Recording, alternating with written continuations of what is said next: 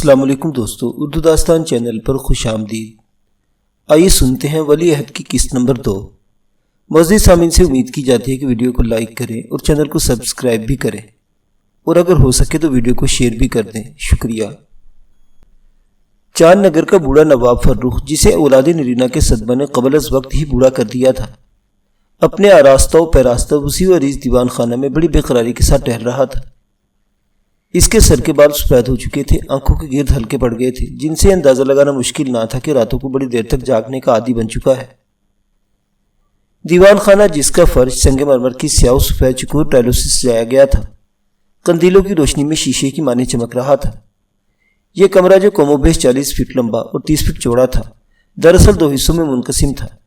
ایک حصہ نشست کے لیے مخصوص تھا، جس کی مشرقی دیوار کے ساتھ زرعی مسند بچھی تھی، دائیں بائیں کرسیوں کی قطاریں تھیں، درمیان میں ایرانی قالین بچھائے گئے تھے۔ 18-19 قدم کے فاصلے سے مرمری ٹائلوں کا فرش نظر آتا تھا۔ کمرے کا دوسرا حصہ یہیں سے شروع ہوتا تھا، جس کی دیواروں پر چاند نگر کے گزشتہ حکمرانوں کی بڑی بڑی تصویریں آویزاں تھیں۔ دونوں حصوں کے درمیان مغلئی محرابیں تھیں، جن کی چوڑائی 3 فٹ سے زیادہ نہ تھی، مگر لمبائی چھت کو چھو رہی تھی۔ مغلئی محرابوں کا سلسلہ بالکل غلام گردش سے ملتا جلتا تھا، مگر اسے غلام گردش کہنا مناسب نہ ہوگا، کیونکہ یہ خوبصورت محرابیں صرف کمرے کی وسعت میں اضافے کے لیے تعمیر کی گئی تھیں۔ دیوان خانہ کی دیواروں کے ساتھ قندیلیں بڑے سلیقہ سے ٹانک دی گئی تھیں۔ دونوں حصوں کے وسط میں بڑے بڑے فانوس آویزاں تھے، جن میں کافوری شمعیں روشن کی جاتی تھی۔ دیوان خانہ کی چھت دیکھنے سے تعلق رکھتی تھی۔ اس کی شیشہ کاری یقیناً صناعوں کی اعلیٰ کارگری کا نمونہ تھی۔ ساری چھت شیشے کے چھوٹے چھوٹے ٹکڑوں سے مزین تھی، جن کے درمیان مختلف رنگوں کی پیچھی کاری کی گئی تھی۔ رات کے وقت جب قندیلے اور فانوس روشن ہوتے، ان کے عکس چھوٹے چھوٹے آئینوں میں منعکس ہو کر ایک حسین و رنگین منظر پیدا کرتے تھے۔ چھت کے ہر آئینہ میں شمعیں روشن ہو جاتی تھی۔ دیوان خانہ اصل میں نواب فرخ کا ایوان خاص تھا، جہاں وہ امور سلطنت سر انجام دیتا تھا۔ خوشی کے موقع پر کبھی کبھار یہاں رقص و نغمہ کی محفلیں بھی منعقد ہوتی تھی۔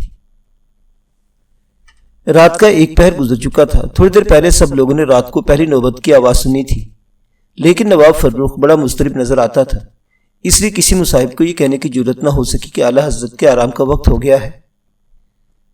عام طور سے دستور یہی تھا، پہلی نوبت کے بعد نواب خلوت سرا میں چلا جاتا اور مصاحبین خاص اپنی اپنی حویلی کا رخ کرتے، مگر تو آج معاملہ ہی دیگر تھا۔ تھوڑی دیر پہلے اطلاع آئی تھی کہ ملکہ بیگم کے وضع حمل کی ساعت آ پہنچی ہے، اور اس اطلاع نے نواب کے ساتھ چاند نگر کے ہر بہی خواہ کو بے قرار و مضطرب کر دیا تھا۔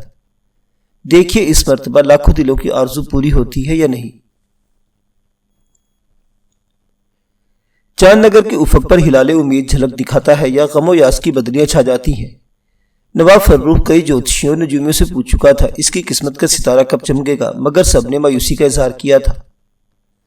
اعلیٰ حضرت، آپ کے ستارے پر زحل کا سایہ ہے، اور زحل 7ویں آسمان پر سنیچر کا ستارہ ہے، جو نحس خیال کیا جاتا ہے۔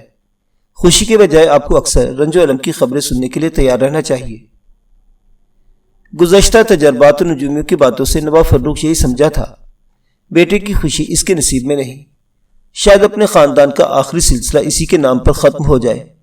پھر بھی جب بزرگوں کی دعائیں، پنڈتوں پروہتوں کی پرارتھنائیں اور صدقہ و خیرات کی برکتوں کا خیال آتا تو سوچتا آخر خدا کے گھر سے کیا بعید ہے کہ وہ کسی بزرگ کے صدقے اس کا گھر روشن کر دے۔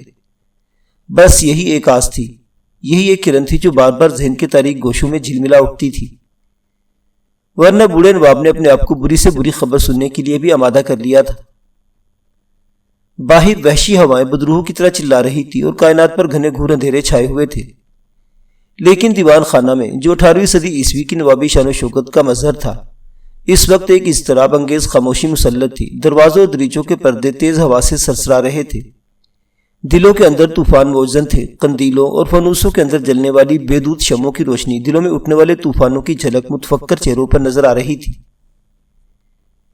اس وقت نواب فرخ کے علاوہ وزیر سلطنت جعفر، دیوان دنی چند، وزیر اکبر جنگ، میر منشی احمد شجاع اور 10-12 دوسرے مصاحب دیوان خانہ کے نشستوں میں چپ چاپ کھڑے تھے، جن کے درمیان بوڑھا نواب بڑی بے تابی سے قالین پر ٹہل رہا تھا۔ چوبدار نیزے اٹھائے مغلے محرابوں کے اس طرف کھڑے تھے۔ اچانک بوڑھے نواب کی حسرت آگی آواز نے کمرے کا سناٹا توڑ دیا، اور وہ آہستہ آہستہ چلتا ایک محراب کے پاس رکا اور ستون پر ہاتھ رکھ کر بولا،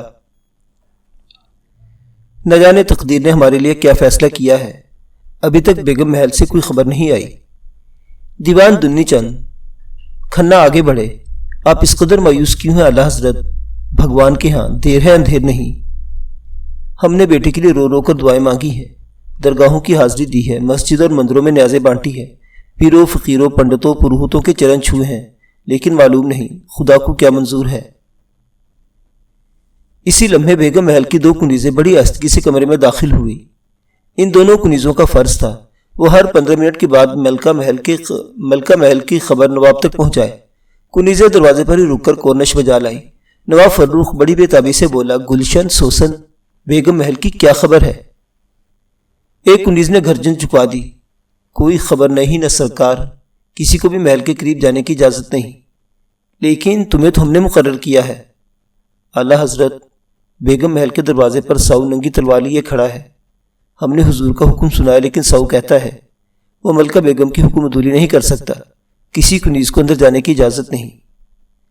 نواب نے حیرت اور تعجب سے یہ رپورٹ سنی، پھر بڑبڑایا، پہلے تو کبھی ایسا نہیں ہوا تھا۔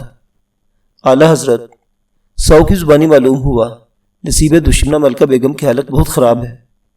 نواب اچھل گیا، پھر مضطرب لہجے میں بولا، تم نے پوچھا ہو تو ان کے پاس کون کون ہے؟ اگر ضرورت ہو تو شاہی طبیب کو طلب کر لیا جائے۔ ان باتوں کا علم تو خود ساؤ کو بھی نہیں اعلیٰ حضرت، وہ بیرونی دروازے پر متعین ہے، جب تک مرجینہ باہر نہیں آتی کوئی صحیح خبر نہیں مل سکتی۔ سوسن نے جھک کر اطلاع دی، تو جاؤ مرجینہ کو ہمارا پیغام پہنچاؤ، ہم اسی وقت اس سے ملنا چاہتے ہیں۔ دونوں کنیزیں الٹے قدموں کمرے سے باہر چلی گئیں اور نواب فروخ ایک نئی پریشانی میں ڈوب گیا۔ ملکہ بیگم کے متعلق تشویش انگیز خبر سن کر اسے برے برے خیال آ رہے تھے۔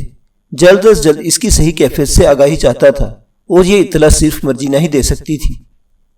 ملکہ بیگم کی تشویشناک حالت سب کے لیے باعث فکر تھی، وہ دل ہی دل میں اس کی زندگی کے لیے دعائیں کر رہے تھے۔ دیوان دنی چند نے عرض کی، مہاراج غلام کی رائے میں شاہ حکیم کو فوراً طلب کر لینا چاہیے، کیا خبر کب ضرورت پڑ جائے۔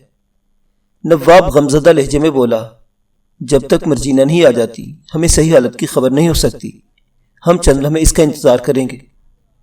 سب لوگ متفکر اور پریشان تھے، ان میں ایک ایسا شخص بھی تھا جس کا ذہن ابھی تک ساؤ کی ننگی تلوار کی نوک پر لٹک رہا تھا۔ وہ سوچ رہا تھا ملکہ بیگم کی حالت خراب ہے، لیکن نواب کو خبر دینے والی کنیزوں کو بھی محل کے اندر جانے کی اجازت نہیں۔ ساؤ ننگی تلوار لیے دروازے پر کھڑا ہے، آخر کیوں؟ یہ جعفر تھا، وزیر سلطنت، جس کا تقرر انگریز ریزیڈنٹ کی سفارش سے عمل میں آیا تھا۔ اس کی آنکھوں میں مکاری کی چمک پیدا ہوئی اور نواب فروخ کے پار آ کر آہستہ سے کہنے لگا، اعلیٰ حضرت، میری بہن زمانی زچہ کے متعلق بڑی معلومات رکھتی ہے، وہ سمجھدار بھی ہے اور ملکہ بیگم کے مزاج سے بھی اچھی طرح آشنا ہے، اگر حکم فرمائے تو اسے بلوا لیا جائے۔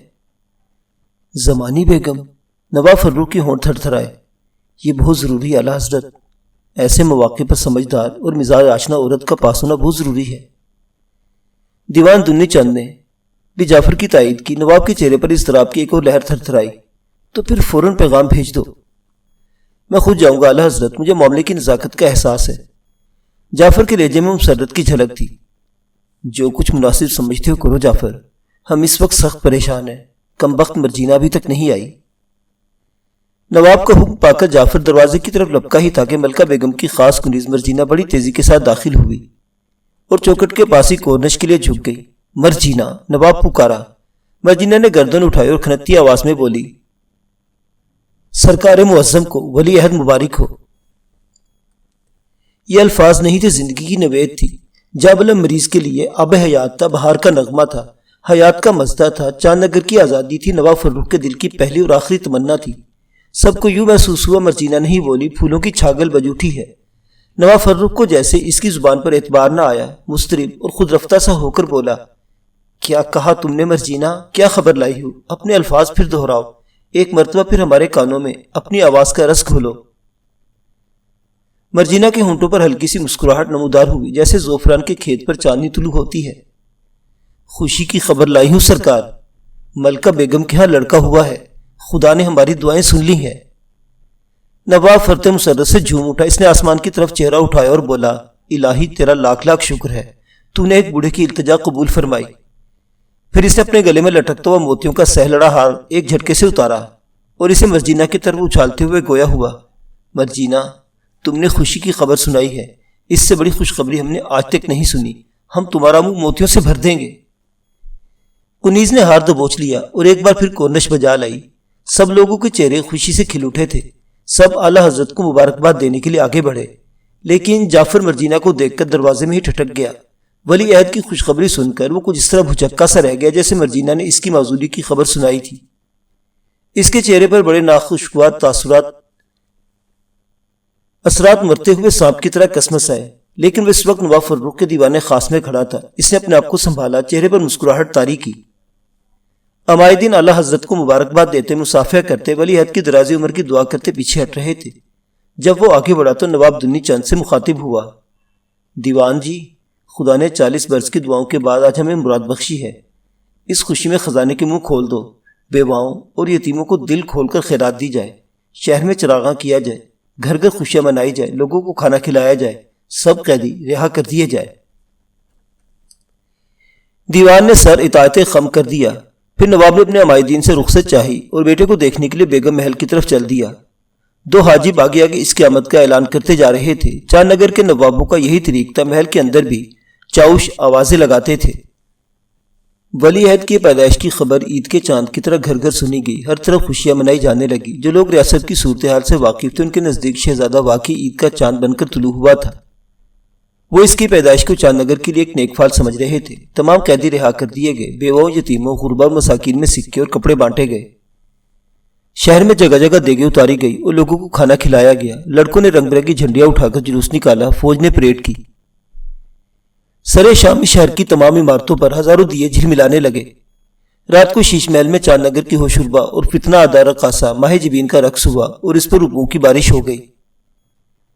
نواب فرخ نے زچا و بچہ کی خیرت پر تھال بھر بھر کے اشرفیاں لٹائی۔ پورے 3 روز چاند نگر میں جشن ہوتے رہے۔ خانہ بدوشوں کا سردار جگو بھی رونق دیکھنے کے لیے شہر میں آیا۔ لوگوں کی خوشیاں مناتے دیکھ کر اس کی آنکھوں سے خوشی کے آنسو بہہ نکلے۔ اس کا بیٹا ایک خانہ بدوش کا لڑکا اتنا بڑا اعزاز حاصل کرے گا، یہ بات اس کے وہم و گمان میں بھی نہ تھی۔ لیکن اب وہ سردار جگو نہیں، نواب فرخ کا بیٹا تھا، چاند نگر کا ولی عہد تھا اور لوگ اس کی پیدائش پر خوشیاں منا رہے تھے۔ انہیں کیا معلوم تھا نواب فرخ کی قسمت تو اس مرتبہ بھی فریب دے گئی تھی، لیکن ریاست کی آزادی کے لیے سردار جگو نے اپنے خون سے دیا جلایا ہے۔ اپنا جگر گوشہ ملکہ بیگم کو سونپ کر اس کی بدقسمت بیٹی کو گلے سے لگا لیا ہے۔ یہ تقدیر کا ہیر پھیر تھا، قسمت کی بازی تھی۔ خانہ بدوش کا بیٹا شاہی محل میں پہنچا اور محلوں میں جنم لینے والی شہزادی چند ہی ساعتوں میں عیش و نعمت سے محروم کر دی گئی۔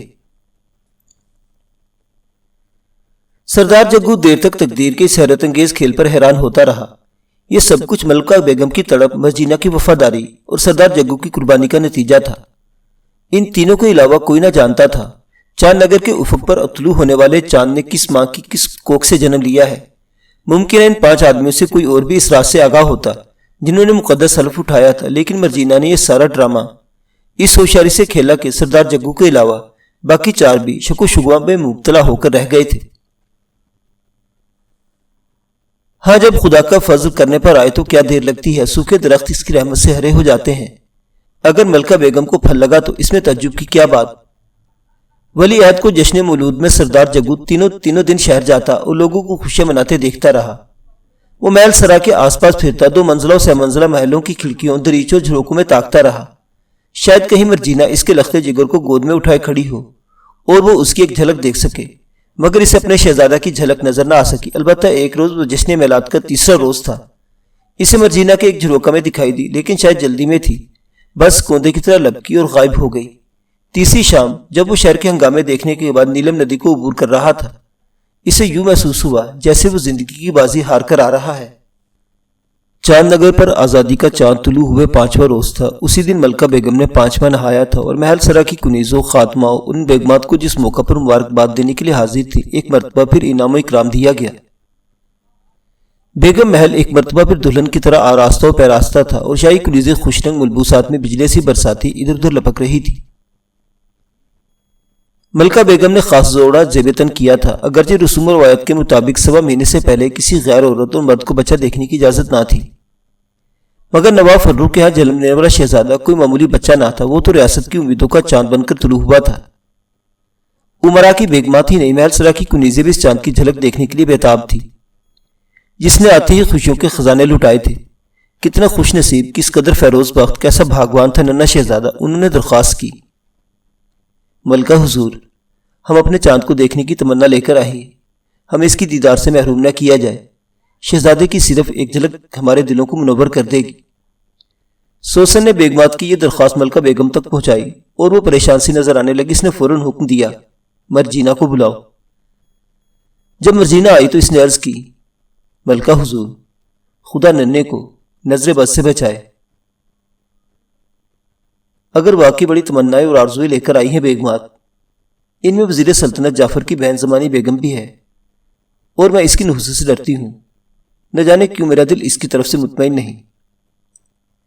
ملکہ بیگم نے حیرت پاش نظروں سے مرجینا کی طرف دیکھا۔ وہ کہہ رہی تھی، یہ حسین ناگر مرجینا کو فریب نہیں دے سکتی۔ آپ یہ سن کر حیران ہوں گی، ولادت کے دوسرے ہی دن یہ کٹنی حضور کی دایا فیروزہ کے گھر پہنچی اور موتی کو ایک قیمتی ہار اس کی نظر کیا تھا۔ پھر باتوں باتوں میں ٹوہ لینے لگی، وہ تو میرے ہاتھ کی صفائی تھی کہ میں نے فیروزہ کے فرشتوں کو بھی خبر نہ ہونے دی کہ لڑکی پیدا ہوئی ہے لڑکا، اور بچے کو خود سنبھال کر اسے آپ کی نازک حالت کی طرف متوجہ کر دیا، ورنہ یہ دایا بھی پیٹ کی بہت ہلکی ہے، فوراً راز فاش کر دیتی۔ جس وقت وہ آپ کو سنبھالنے میں مصروف تھی، میں فوراً بچی کو دوسرے کمرے میں لے گئی۔ ایک عقل مندی اور سرزد ہو گئی۔ میں نے واپس آ کر فیروزہ کو بھی یہ خبر سنائی تھی کہ چاند طلوع ہوا ہے۔ خدا کا شکر ہے کہ وہ آپ کو سنبھالنے میں ایسی الجھی رہی کہ جب باہر جانے کا موقع مل گیا اور سردار جگو نے میری بات رکھ لی، ورنہ یہ فیروزہ ہی سب سے پہلے راز فاش کرتی۔ ملکہ بیگم نے ایک طویل سانس بھرا۔ مرجینا، میں تیری وفاداریوں کا صلہ نہیں دیکھ سکتی، لیکن یہ زمانی بیگم کو کیا سوجی؟ کیا اسے کوئی شبہ تھا؟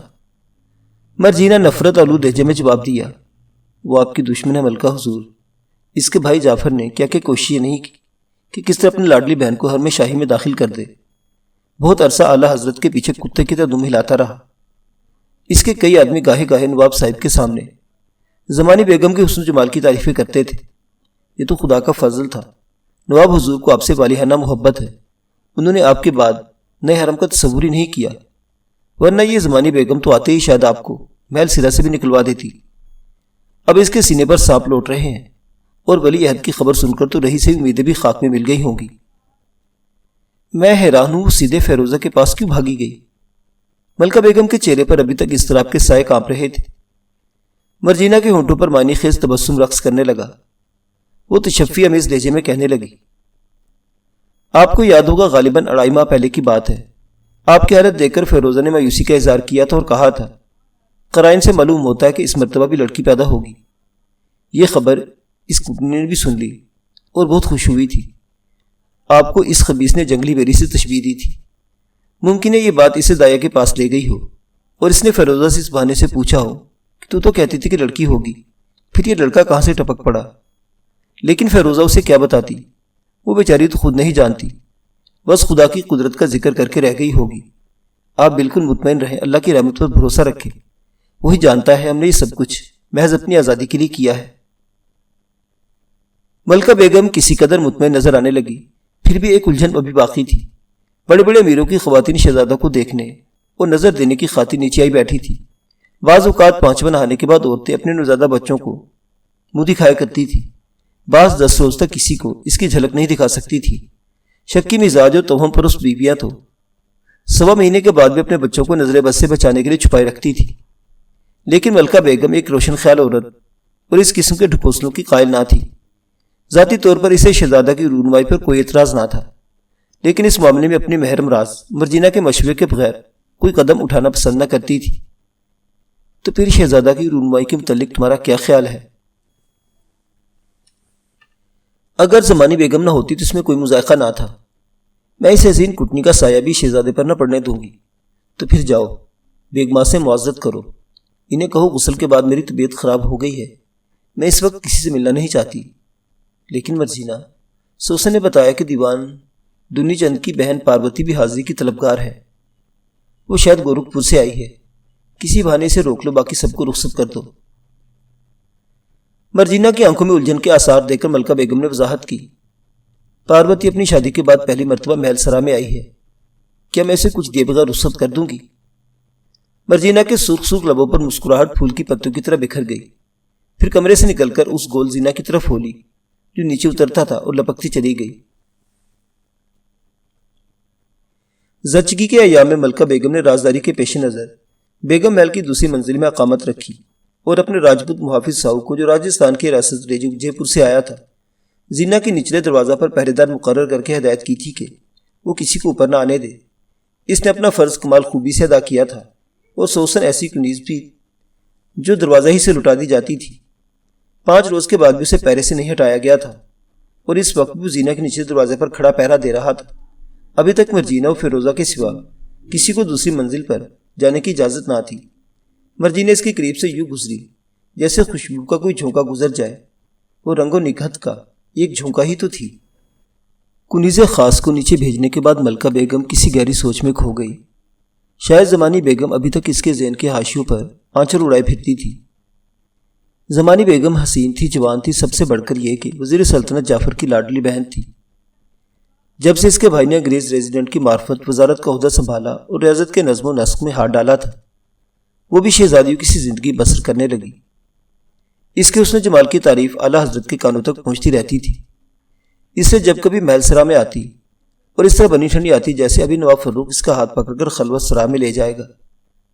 وہ جانتی تھی بوڑھا نواب اگر 2-4 سال زیادہ نہیں تو زیادہ سے زیادہ 8-10 سال اور زندہ رہ لے گا۔ ایسے انسان سے شادی کا تصور زمانی بیگم ایسی حسین و جوان دوشیزہ کے لیے کسی خوشنودی کا باعث نہ تھا، لیکن یہ تو اس کے بھائی کی ضد تھی۔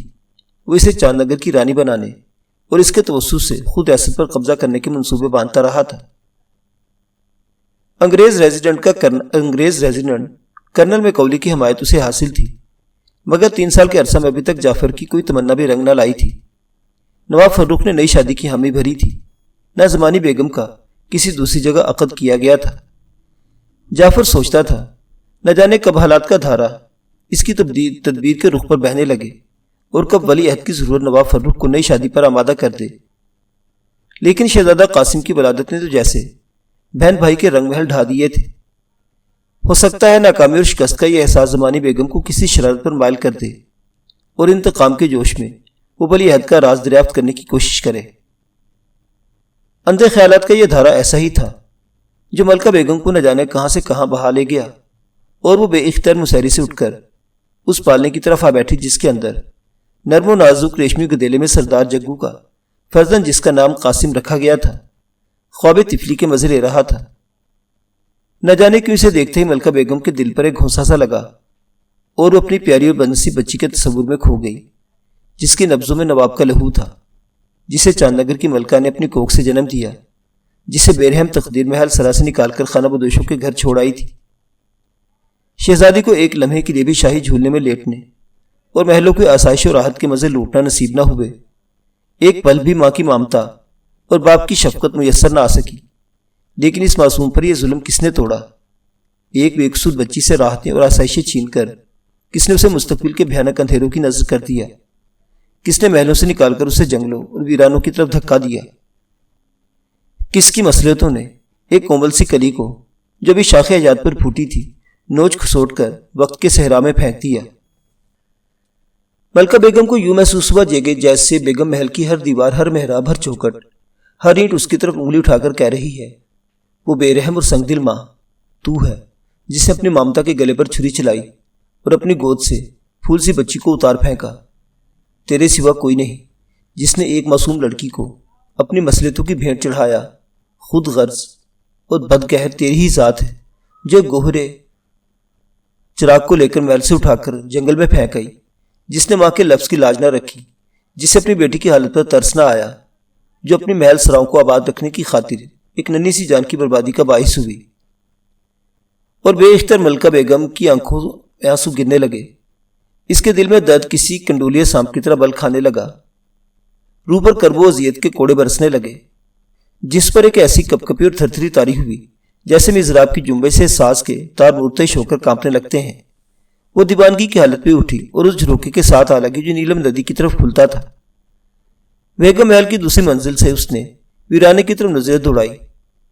دور دریا کے اس پار کھنڈر کے شکستہ کمرے میں اس کی راج دورانی کپڑے پالنے میں لیٹی اپنی ظالم و سنگدل ماں کے اس عجیب و غریب سلوک سے بے خبر، بے پرواہ اپنی طفلی کی نیند سو رہی ہوگی۔ کھنڈر کے آس پاس خانہ بدوشوں کے خیمے اور چھپر بھی دکھائی دیے۔ طویل جنگل کے پہلو میں بنجر میدان جو 5 روز پہلے ویران اور سنسان پڑا تھا، خانہ بدوشوں کی بھیڑ بکروں گھوڑوں کی وجہ سے ایک چھوٹی سی بستی کی شکل اختیار کر گیا تھا۔ بعض چھپڑوں کے سامنے جو سرکنڈوں کی تیلیوں اور خشک کائی سے تیار کیے گئے تھے دھواں اٹھ رہا تھا۔ ملکہ بیگم کو محسوس ہوا یہ دھواں اس کے اپنے سینے سے اٹھ رہا ہے۔ احساس کی اس جگر دوش اور دلخراش لپک نے اسے نڈھال سا کر دیا۔ تخت و تاج کی مصلحتوں نے کس بے رحمی کے ساتھ ایک بیٹی کو ماں سے جدا کر دیا تھا، لیکن کہ ملکہ بیگم واقعی خود غرض، سنگ دل اور ظالم تھی۔ کیسے جو کچھ بھی کیا اپنی شاہانہ آسائشوں کی حفاظت اور اپنی عظمت و حشمت کے بقا کے لیے کیا تھا۔ اس کا جواب یقیناً نفی میں تھا۔ کوئی ماں اپنی اولاد سے دور رہ کر راحت و آرام کا تصور بھی نہیں کر سکتی۔ وہ تو ایک قربانی تھی، اپنی ریاست کی آزادی کے لیے، چاند نگر کے عوام کو غلامی سے بچانے کے لیے۔ ملکہ بیگم جو اپنے وطن کی زمین، اپنی ریاست، اپنی رعایا، اپنی آزادی سے پیار کرتی تھی، ایک اجنبی قوم کو ہندوستان کی تقدیر کا مالک بنتے ہوئے دیکھ رہی تھی، اور یہ برداشت نہ کر سکی تھی دیگر ریاستوں اور راجدھانیوں کی طرح چاند نگر بھی غیروں کے قبضہ تسلط میں چلا جائے۔ اس نے ان ریاستوں کا حال سنا تھا جو کمپنی سرکار کی تحویل میں آ جانے کے بعد نبکت و پستی کا مرکز بن گئی، جن کے حکمران شاہی محلوں میں قید کیوں سی زندگی بسر کرتے اور عوام بھاری ٹیکسوں اور محصولات کے بوجھ تلے دبے جا رہے تھے۔ ان اپنے دیسی آقاؤں کے اخراجات کے علاوہ ودیسی آقاؤں کے مصارف اور ودیسی فوجوں کی تنخواہوں کے بوجھ بھی اٹھانے پڑتے تھے۔ ملکہ بیگم جانتی تھی کبھی غلامی بہرحال ایک ایسا داغ ہے